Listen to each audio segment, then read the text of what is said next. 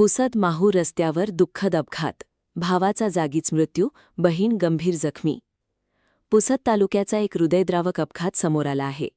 पुसद येथील लक्ष्मीनगरमधील रहिवासी बुद्धभूषण राजू भालेराव वय 24 आणि त्यांची बहीण विशाखा राजू भालेराव वय 20 ही भावंडे माहूर येथे परीक्षा देण्यासाठी मोटारसायकलने निघाली होती.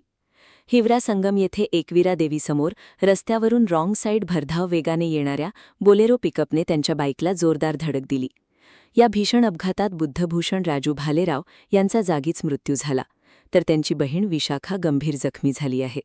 तिला तातडीने पुसद ग्रामीण रुग्णालयात दाखल करण्यात आली आहे.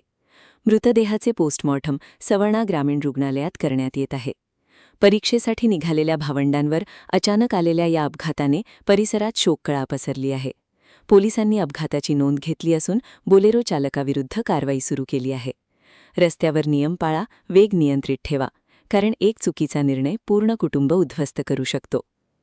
अधिक माहिती मिळताच पुढील अपडेट देऊ. GR महाराष्ट्राला जोडले जा.